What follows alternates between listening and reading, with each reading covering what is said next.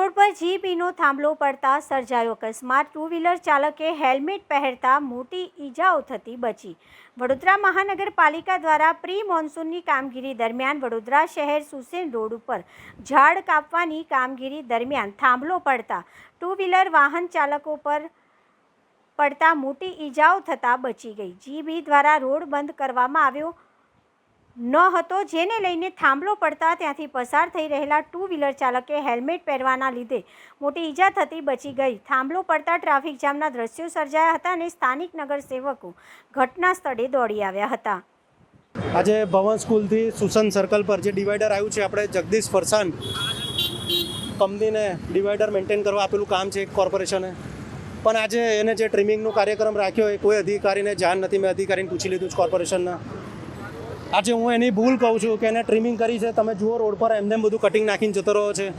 આજે કોઈક જાનહાનિ થાત તો કોના સિરે આ નાખત આપણે? એમ તો બન્યું નથી, ભગવાન સાથે હોય છે હંમેશા।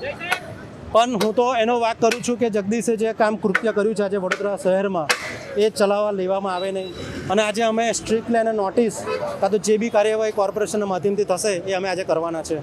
સામે ફોનિક સ્કૂલ આવી છે, નાના છોકરાઓ છૂટતા ટાઈમે બહુ ટ્રાફિક જામ થાય છે। ફોનિક સ્કૂલ જે આવી છે એમાં 1000 થી 1500 છોકરાઓ છે। આજે સ્કૂલની જવાબદારી છે કે સ્કૂલમાં એક તો પાર્કિંગ નથી એટલે છોકરાઓની વેન સામે ઊભી રહે છે। બિચારાઓ ભૂલકા રોડ ક્રોસ કરીને જામે જાય છે। એટલે કાલ ઉઠીને અત્યારનો ઠીક છે વાત, કોઈ બી દિવસે આની જાનહાનિ થશે તો જવાબદારી કોની? ફિનિક્સ ક્લાસની જ રહેશે। અને મેં એને અડધો કલાક પહેલાં ફોન કરેલો છે કે તારો કોઈ બી કર્મચારી કે સ્ટાફ અત્યાર સુધી આવ્યો નથી। છોકરાઓને અમે જાતે અધિકારીને અમે જાતે ભેગા થઈને રોડ ક્રોસ કરે છે। એ લોકોની ગાડીવાળા બી એટલા જાડી ચામડી કે રોડ પર ગાડી મૂકીને જતા રહે છે, જેથી કરીને આજે ટ્રાફિકની ખૂબ જ સમસ્યા થઈ છે। એટલે હું પોલીસ કમિશનર સાહેબનું આ વિશે ખૂબ જ ગંભીરતાપૂર્વક ધ્યાન દોરવાનો છું।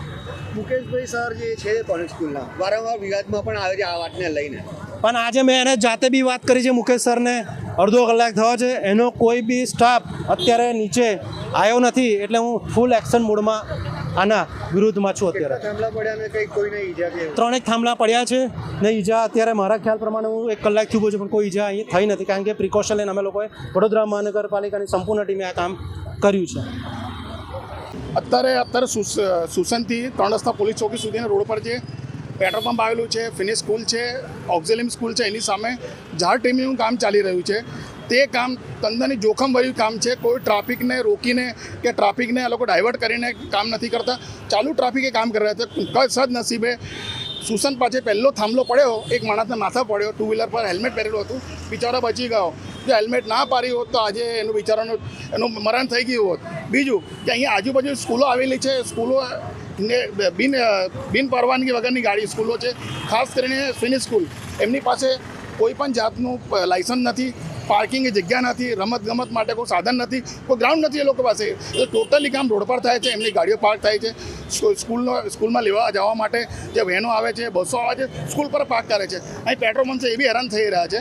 તો અગાઉ બી તમારા માધ્યમથી કીધેલું છે કે સ્કૂલને પરવાનગી ના આપવી જોઈએ, આથી સ્કૂલ હટવી જોઈએ। બીજું કે આ જે ઝાડ ટ્રીમિંગનું કામ છે તે કામ 14 જૂન પહેલાં સરકારી કાયદા પ્રમાણે થવું જોઈએ।